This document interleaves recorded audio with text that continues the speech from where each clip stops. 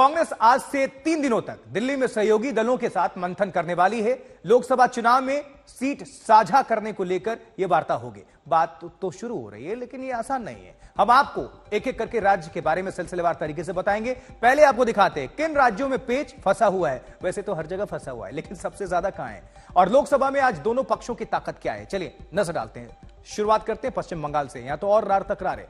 ममता 2 सीटों पर राजी हो रही हैं, लेकिन अभी कांग्रेस क्या 2 सीटों को लेकर तैयार हो पाएगी, यह बहुत बड़ी बात। अधीर रंजन चौधरी और टीएमसी में वैसे ही घमासान है। बिहार की बात कर लें, जेडीयू आरजेडी 16 सीट मांग रहे हैं, तो बात आगे बढ़ेगी कैसे। कांग्रेस 8 सीटें मांग रही है बिहार में, क्या ये जो सहयोगी दल हैं दे पाएंगे, बहुत बड़ी बात है।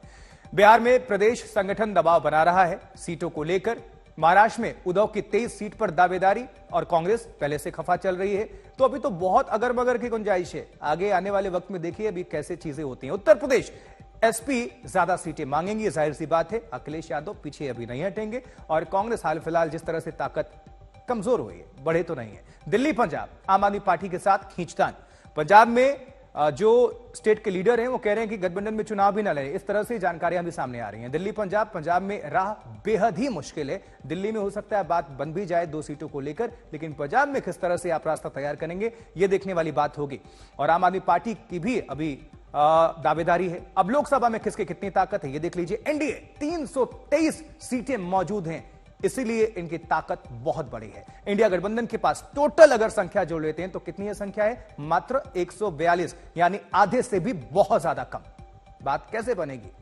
इंडिया गठबंधन की 4 बैठकें हो चुकी हैं, लेकिन कई सवाल ऐसे हैं जिनका अब तक कोई जवाब नहीं मिला है। बार बार ऐसे बयान भी सामने आ रहे हैं जो बता रहे हैं कि खींचतान चल रही है और अभी लंबी चलेगी। हर रोज मामला पेचीदा ही होता नजर आ रहा है।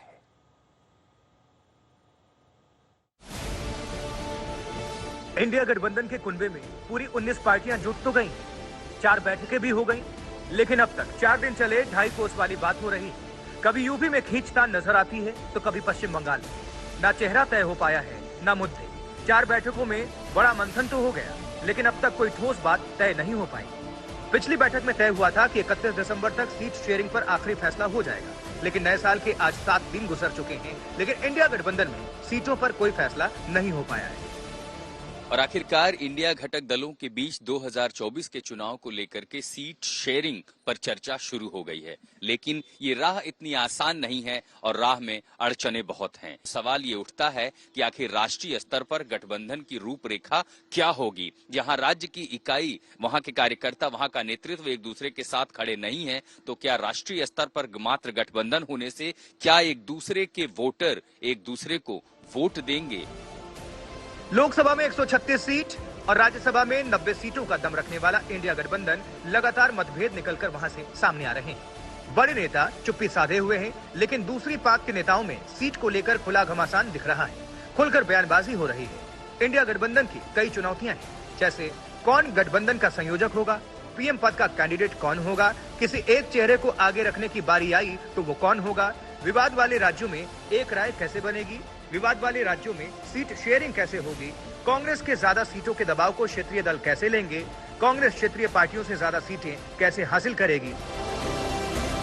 4 बैठकों में अब तक कोई ठोस फैसला नहीं हो पाया है। सीट शेयरिंग और संयोजक जैसे बड़े मामलों पर फैसले की जगह कांग्रेस बार बार पीएम पर हमले कर रही है। रात दिन मोदी जी कभी समंदर में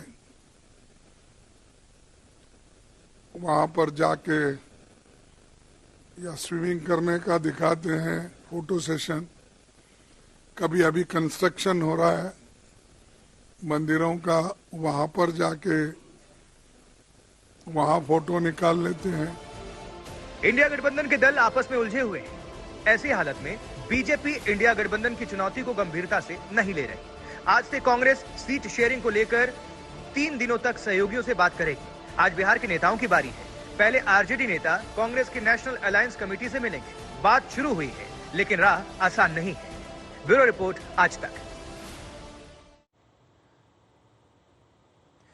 और सबसे मुश्किल इंडिया गठबंधन को शायद पश्चिम बंगाल में आ सकती है, क्योंकि यहां सबसे तीखी बयानबाजी भी हो रही है। एक तरफ कांग्रेस और टीएमसी साथ चुनाव लड़ने के मंसूबे पाल रहे हैं और दूसरी तरफ कांग्रेस कह रही है कि राज्य में राष्ट्रपति शासन लागू कर देना चाहिए। और इतनी खटास कांग्रेस के किसी दूसरे सूबे में सहयोगी दल के साथ फिलहाल तो नहीं है जितनी पश्चिम बंगाल में नजर आती है।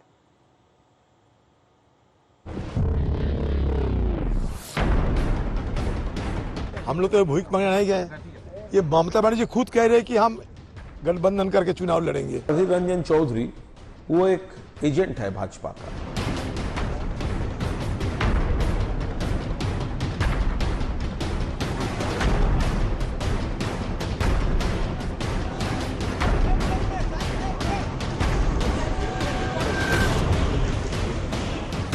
जिन राज्यों में कांग्रेस और सहयोगी दलों के बीच सबसे ज्यादा घमासान हो रहा है, उनमें बंगाल सबसे ऊपर है। यहां ईडी पर हमले के बाद से जो बयानबाजी हुई है, उसको देखें तो सीट शेयरिंग बिल्कुल आसान नहीं होगी। कांग्रेस बंगाल में ममता दीदी के साथ हाथ मिलाकर चुनाव लड़ने का इरादा रखती है, लेकिन हाल ये है कि यही कांग्रेस बंगाल में कानून व्यवस्था पर सवाल उठाकर कहती है कि बंगाल राष्ट्रपति शासन लगाने का फिट केस है। कौन भीख मांगने गया पता नहीं, हम लोग तो भूख मांगने नहीं गए, ये ममता बनर्जी खुद कह रहे हैं कि हम गठबंधन करके चुनाव लड़ेंगे। ये दोनों सीट हमारे पास है, उनकी दया की कोई जरूरत नहीं है हमें। आप अपने दम पर लड़ सकते, चल सकते, कुछ भी कर सकते। ये और नहीं चाहते कि गठबंधन हो, इसमें वार्ता सीधा है कि वो नहीं चाहते गठबंधन हो। अगर गठबंधन नहीं होते हैं तो सबसे ज्यादा खुशी कौन होगी आज हिंदुस्तान में? अगर गठबंधन ना हो सबसे ज्यादा खुशी होगी हमारे मोदी साहब में। तो ममता जी आज जो कर रहे हैं वो मोदी जी की सेवा में लगे हुए हैं।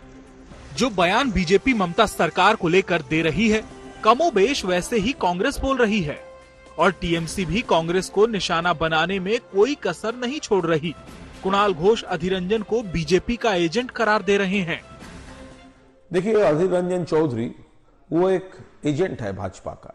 2021 में बंगाल का जो असेंबली इलेक्शन हुआ, तब अकेले लड़के तृणमूल कांग्रेस ने भाजपा को हरा दिया। उस टाइम क्या हुआ था, ये अधीर रंजन चौधरी का स्टेट कांग्रेस सीपीएम को साथ मिलकर अलग से उसका अलायंस लड़ा, वोट डिवीजन करके भाजपा को ऑक्सीजन देने का काम किया और जीरो पाया। जीरो असेंबली में वो अधीर जीरो। बंगाल में दोनों पार्टियों की राह आसान नहीं है। पश्चिम बंगाल में कुल 42 सीटें हैं। कांग्रेस 6 से 10 सीटें चाहती है, लेकिन टीएमसी 2 सीटों पर ही राजी दिखती है। सीट शेयरिंग का मामला सबसे ज्यादा पेचीदा बंगाल में ही है। कांग्रेस और तृणमूल के रिश्तों की तलखी दिक्कत बढ़ा रही है। अधीर रंजन खुलकर मोर्चा साध रहे हैं, जबकि कांग्रेस की शीर्ष नेता चुप हैं। टीएमसी की दलील है कि 2019 के चुनाव में जिसको जितने वोट मिले उसके आधार पर ही बंगाल में सीटों का बंटवारा हो, लेकिन कांग्रेस को ये मंजूर नहीं है। इसी के चलते बंगाल का सवाल पेचीदा बना हुआ है। ममता ने इंडिया गठबंधन की एक और बैठक में तो जाने से भी इनकार कर दिया था।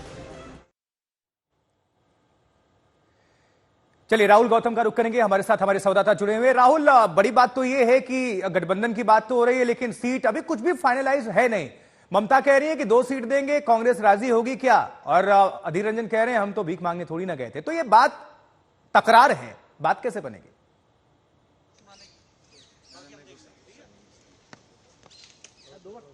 बिल्कुल सही कहा आपने। देखिए, बहुत मुश्किल है रहा जिस प्रकार से अलग अलग पार्टियों के बयान आ रहे हैं, और इसीलिए कहा जा रहा है कि 2024 की जो डगर है इंडिया अलायंस की सीट शेयरिंग को लेकर, वो इतनी आसान नहीं होने वाली है।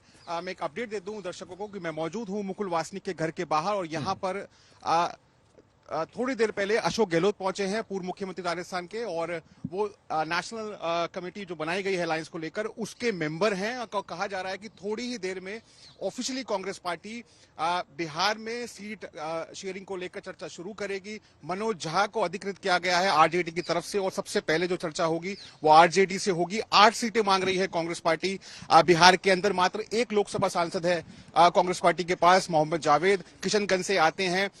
इतनी सीट देने के लिए कहा जा रहा है कि जेडीयू तैयार नहीं है। जेडीयू का कहना है कि क्योंकि अभी हाल में ही हिंदी पट्टी में हार हुई है कांग्रेस पार्टी की, 3 बड़े राज्य कांग्रेस पार्टी हारी है। ऐसे में कांग्रेस पार्टी का वोट टूटा है और अगर 8 सीटों पर कांग्रेस पार्टी लड़ती है तो उसका ज्यादा फायदा गठबंधन को नहीं होगा। अगले 3 दिन तक इसी सीट शेयरिंग को लेकर चर्चा होगी। तकरीबन 10 राज्य हैं जहां पर कांग्रेस पार्टी गठबंधन करना चाहती है सहयोगी दलों के साथ में, ताकि तकरीबन 300 से 350 सीटों पर एक उम्मीदवार दिया जाए बीजेपी के खिलाफ, जिससे जो एंटी बीजेपी वोट है वो ना बढ़ सके। लेकिन जैसे कि कहते हैं कि जो पॉलिटिक्स है वो मैथ्स नहीं है, वो अर्थमेटिक नहीं है। आप अगर वोट शेयर को जोड़ दें तो असल जो ग्राउंड जीरो होता है वहां पर वोट ट्रांसफर होता है या नहीं होता है, वो सबसे बड़ी बात होती है। यानी जो राजनीति है वो केमिस्ट्री है, ना कि मैथ्स है। और बड़ी बात यही होगी कि क्या वोट ट्रांसफर हो रहा है इंडिया अलायंस में आपस में या नहीं। बहुत बहुत शुक्रिया आपका। इस पूरी खबर पर दर्शकों को विस्तार से जानकारी पहुंचाने के लिए नजर बनाकर रखिएगा, दोबारा रुक करेंगे। इस बीच पंजाब और दिल्ली में भी आम आदमी पार्टी और कांग्रेस के बीच बात आसानी से नहीं बनने वाली है। आम आदमी पार्टी यह भी कह रही है कि हो सकता है कि एक राज्य में समझौता हो जाए और दूसरे में ना हो। इंडिकेशन यह है कि दिल्ली में हो जाए और पंजाब में ना हो। अरविंद केजरीवाल कई मोर्चों पर जूझ रहे हैं, लेकिन उनको पता है कि लोकसभा चुनाव अपनी ताकत दिखाने का यह आखिरी मौका है।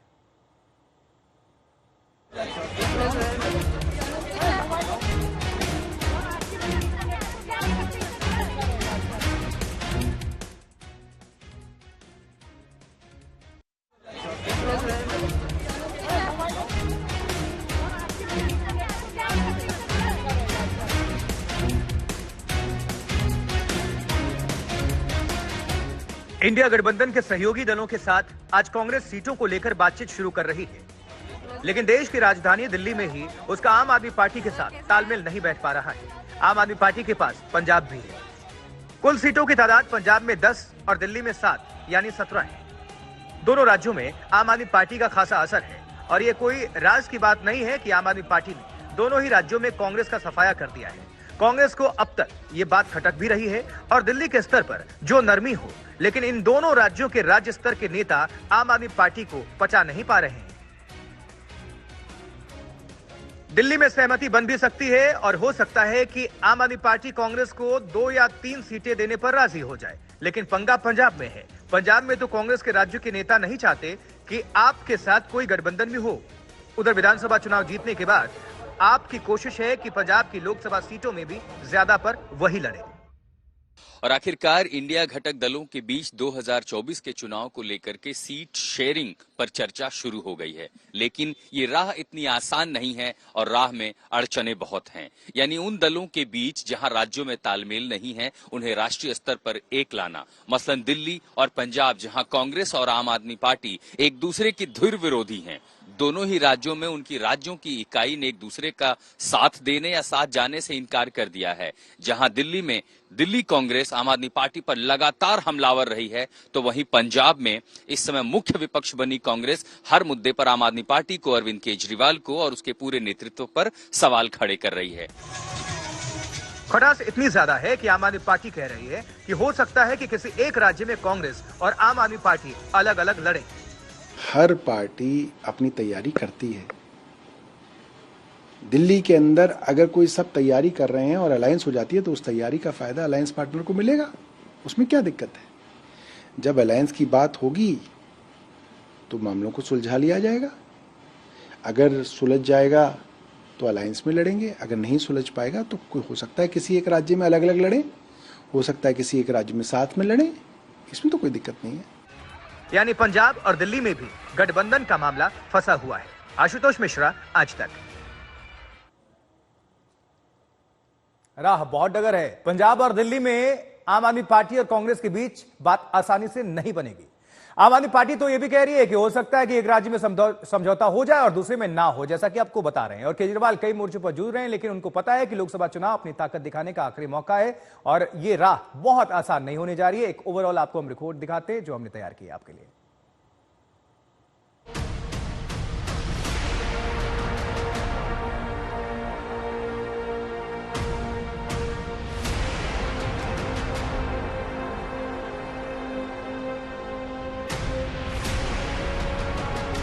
इंडिया गठबंधन में कांग्रेस का जिन क्षेत्रीय दलों से बड़े राज्यों में सीटों को लेकर खींचतान होगी, उसमें यूपी और बिहार भी हैं। खास तौर पर यूपी, जहां कांग्रेस खोई जमीन तलाश रही है। यहाँ बीजेपी ने एक छत्र राज कायम कर लिया है। समाजवादी पार्टी से लेकर बीएसपी तक यहाँ वापसी के लिए जोर लगा रही है। ऐसे में कांग्रेस के लिए गुंजाइश कम बचती है, लेकिन कांग्रेस की उम्मीदें काफी ज्यादा हैं। कांग्रेस 40 सीटों की मांग कर सकती है, जबकि समाजवादी पार्टी 10 से 15 सीटों से ज्यादा देने के मूड में नहीं लगती। पहले 2019 का सीट शेयरिंग देखिए। बसपा ने 38, सपा ने 37 और रालोद ने 3 सीटों पर चुनाव लड़ा था। कांग्रेस दलील दे रही है कि अगर 19 में बीएसपी को 38 सीटें मिल सकती हैं, तो इस बार उसे 40 सीटें समाजवादी पार्टी क्यों नहीं दे सकती। इंडिया गठबंधन की पिछली बैठक में बिहार के मुख्यमंत्री नीतीश कुमार ने सीट शेयरिंग में हो रही देरी पर चिंता जताई थी। नीतीश कुमार का साफ कहना था कि जनवरी में सीट शेयरिंग को लेकर फैसला हो जाना चाहिए। बिहार में कांग्रेस के लिए सीट बंटवारे का फॉर्मूला आरजेडी तय करेगी। जनता दल यूनाइटेड ने यह साफ कर दिया है कि आरजेडी ही तय करेगी कि कांग्रेस को कितनी लोकसभा सीटें दी जाएं। जनता दल यूनाइटेड का सीधा स्टैंड है कि कांग्रेस आरजेडी के साथ उनके गठबंधन में आई थी, तो इस पर फैसला भी आरजेडी को ही करना है। राहुल की न्याय यात्रा में शामिल होने का अखिलेश से सवाल हुआ तो उनका जोर था कि पहले सीट शेयरिंग हो। अभी तो ये कांग्रेस की ही यात्रा है। जितने भी देश के दल हैं जो कांग्रेस पार्टी के साथ गठबंधन करके लड़ना चाहते हैं, हमें उम्मीद है यात्रा से पहले उन्हीं सभी प्रदेशों की सीट का बंटवारा हो जाएगा, जिससे लड़ाई और मजबूती से लड़ी जा सके।